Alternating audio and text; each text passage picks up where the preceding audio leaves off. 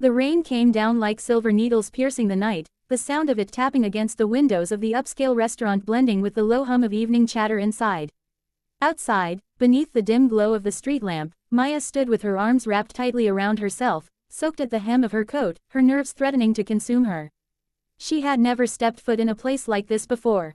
The lights were too soft, the air too fragrant, the silverware too polished. But tonight was different. Tonight, she had agreed to a blind date, the first one in nearly 2 years, and though everything in her body screamed that she didn't belong, she clung to a fragile hope that maybe, just maybe, this would be the start of something better. Right finger if you believe in kindness, second chances, and the quiet power of unexpected love. Please like, comment, share, and subscribe to the channel, Kindness Speaks. Your support helps us continue sharing stories that matter. Maya stepped inside, the warmth of the restaurant a stark contrast to the chill outside. She had spent the better part of her afternoon trying to look the part. Her dress was a second-hand navy piece she had altered herself, paired with simple flats and a touch of makeup she had borrowed from her roommate. Her hands trembled slightly as she checked her phone again. A message from her friend had confirmed the table number, 14. Scanning the room, her eyes settled on a man seated alone at a corner table near the window. Tall, well-dressed, yet unassuming, he looked up and smiled when she saw her approach. She took a deep breath, walked over, and introduced herself. He rose politely, gestured for her to sit, and within minutes, the conversation began to flow. What Maya didn't know was that this man, Leo Carter, was not her intended blind date. Her actual match was still waiting at table 12, confused and eventually annoyed by her absence. But fate, in its strange and serendipitous way, had brought her to Leo, a billionaire with a carefully guarded private life, tired of shallow conversations and synthetic relationships. Leo had come in to enjoy a quiet dinner, alone, until Maya sat across from him with a smile that masked exhaustion, eyes that held unspoken stories, and an honesty he hadn't seen in years. Their evening unfolded like a dream. Maya spoke with gentle awkwardness, sharing pieces of her world, how she worked double shifts at a bookstore and helped her younger brother with school. She talked about her mother, who passed 2 years ago, and the tiny apartment she shared with a friend to make ends meet. She laughed nervously when she realized she might be oversharing, but Leo listened, not out of politeness, but because every word she said revealed more of the rare depth he had spent a lifetime searching for. He never corrected her mistake. Not because he was playing a game, but because in that moment, he didn't want the illusion to end. When the evening drew to a close, Leo offered to pay the bill, and Maya hesitated, insisting she could at least cover her part. Her pride was quiet but firm. He gently assured her it was his treat, and after a brief pause, she relented with a grateful smile. As they stood outside, the rain now a soft drizzle, Maya thanked him for the evening and walked away, believing she had just shared a meal with a kind stranger who happened to make her laugh for the first time in weeks. Leo stood watching her go, her silhouette shrinking beneath a flickering street lamp, something stirring inside him that he hadn't felt in a long time.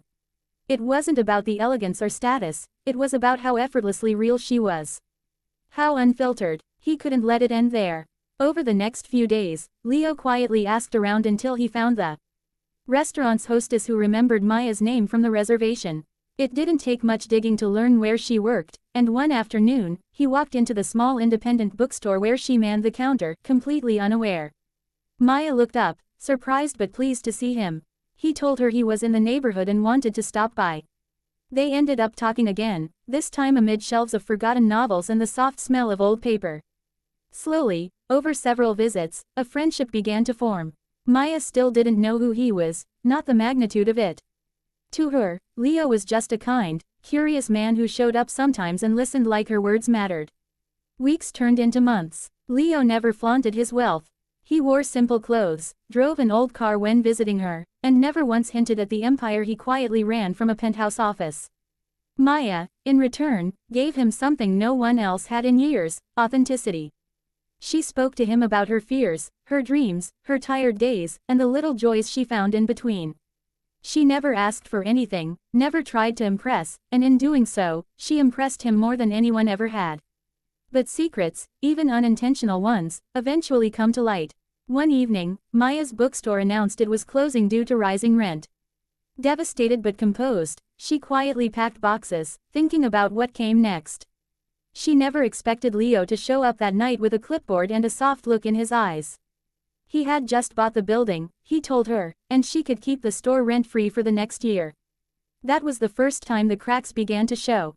Confused, overwhelmed, and slightly suspicious, Maya asked how he could afford such generosity. And that's when Leo finally told her the truth, who he really was, what he owned, and how their first meeting wasn't supposed to happen but had changed him deeply. Maya stood frozen, the weight of every unspoken moment pressing on her.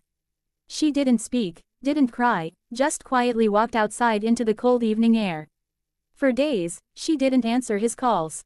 Her heart was torn, not because he had money, but because she had been vulnerable with someone she believed was on her level. She wasn't ashamed of her life, but she was afraid of being someone's charity, someone's secret escape from a life of wealth. She needed time. Leo, heartbroken but respectful, gave her space. He didn't send gifts or pressure her. He simply waited. Weeks passed before Maya sent a single message, table 14. Tonight. He arrived before her. This time, he wore a simple suit, not because it was expensive, but because he wanted to show up for her, real and sincere. When Maya walked in, the restaurant was quieter, the rain gentle once again. She sat across from him, looked into his eyes, and for the first time, didn't see the man he pretended to be or the man the world knew him as. She saw the man who had listened. The man who remembered the name of her cat. The man who helped her brother find a scholarship. The man who never tried to fix her, only held space for her to grow. She told him she didn't need a millionaire. She needed honesty, respect, and someone who saw her. And in him, she found all three. They held hands over that same table where it all began, and the silence between them was no longer awkward, it was understood, full, and peaceful. Right finger if this story touched your heart, if it reminded you that love can be real, raw, and completely unexpected, please like, comment, share, and subscribe to the channel, Kindness Speaks. We share stories that remind us of the beauty in being seen. Speech balloon special request. Let us know in the comments, have you ever experienced a twist of fate that changed your life forever? We'd love to hear your story.